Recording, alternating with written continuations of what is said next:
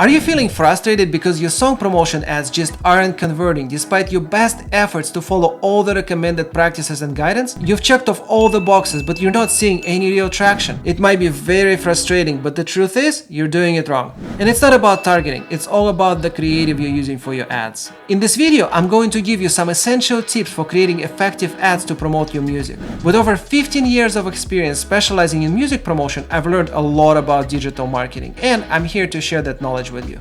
You're releasing music and consistently working to share your songs with the world. You've heard about the importance of promoting your music online, so you did your research and launched your first ad campaign. You targeted similar artists and allocated a sufficient budget, but unfortunately, you didn't get any results. I've got some good news for you. It's not you or your music. That's not a problem at all. The issue lies in the creatives you're using to promote your song. People simply aren't responding to them, which is driving your advertising cost and hindering your ability to generate streams and traction. However, here's the bad news. If you don't learn how to properly use creatives in your ads, you might lose faith in digital advertising altogether. You might end up relying solely on organic reach and algorithms to showcase your song to the right audience, hoping it will create some buzz. Speaking of algorithms, if you're finding this video helpful, don't forget to hit that like button. I promise that after watching this video, you will not only become much more versatile in the world of assets and creatives, but will also start looking deeper into the kind of ads you're running. You'll develop a keen eye for what works and what doesn't, allowing you to fine-tune your advertising strategies and achieve better results. This video is your ticket to unlocking the full potential of your music promotion efforts, and I'm excited to guide you through it. Since this video revolves around creatives and advertising assets, let's begin by clarifying what assets actually are. An advertising asset or creative is a short clip that you use in your ad. It's the content that presented to people with the aim of grabbing their attention and encouraging them to click on your ad, ultimately leading to a stream of your music.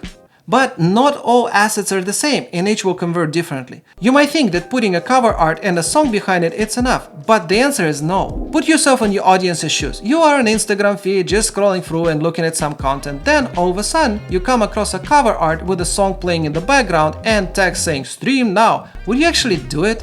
If you belong to the 99% of the people who are tired of seeing ads all the freaking time, you will likely move on immediately and keep scrolling through your usual content. Imagine you see the artist playing the guitar and singing. The image looks good and clean, not overproduced, and there's no elaborate set on the screen. The video looks interesting. In this case, you are more likely to check it out to see what's going on.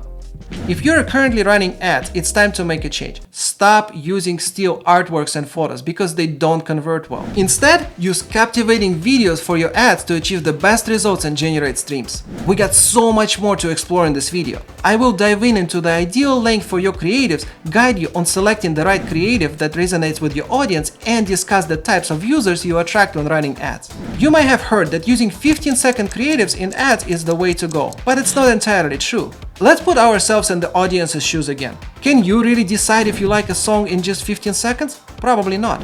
Imagine you click on an ad because it looks interesting. By the time you click, 10 seconds have already passed and you only get to hear the last few seconds of the song. Most likely, you'll move on to something else, right? I've run tens of thousands of ads and I'm constantly experimenting with different ad assets. It took me a very long time to figure out what really works and converts into streams. Even now, I'm always trying new things. Every artist is unique and each audience responds differently. But from my experience, I found that assets that are at least 1 minute long convert at least 70% better than 15-second ones. You might be worried about giving away too much of your song in the ad, but remember, you are trying to turn someone who doesn't know who you are into a listener and a potential fan. If they really like your song, they will stream it repeatedly. When I run ads, I usually divide the audience into 3 categories: clickers, possible streamers, and superfans. Now let's go over each category individually. Clickers are individuals who tend to click on almost anything. They typically click within the first 15 seconds of the ad, but are unlikely to stream your song for more than 30 seconds. Possible streamers refers to people who will listen to the creative for at least 30 seconds. If they click, there is a 60% chance that they will stream the song. And now my favorite category, superfans. Superfans are those who really like your song.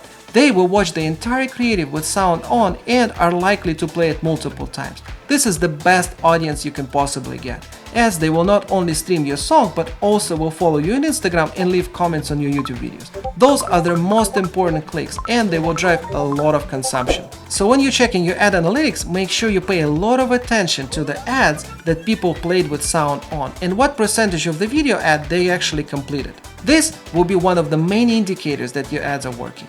So which types of content perform the best? Based on my experience, clips from music videos, lo-fi videos of artists vibing to the song and lip-sync assets tend to yield the best results. However, before I decide which content to use, I take a closer look at the fans. Observe the type of content they post and like, and also look at the similar artists they follow. This will provide you with a good indication of the type of content that will perform best. Let's consider a scenario where your fan base primarily consists of females who enjoy shopping. Explore the brands that they are interested in and use ads that are similar in style to those brands. Here's another example. If your fan base has a passion for the outdoors, incorporating an outdoor scene into your content will capture their attention more effectively. In addition, from testing thousands of pieces of content, I found that creatives without any text in the video tend to perform best. When you present the right content to the right audience, people won't even recognize it as an ad, making them more inclined to engage with it. The goal is to make the content feel like a natural part of their timeline or story. So to summarize, try running longer creatives, at least 1 minute long, without any text in the video. Before deciding which creative to use, learn about who your audience is and what they're liking and enjoying. This will help you determine what types of assets will convert best.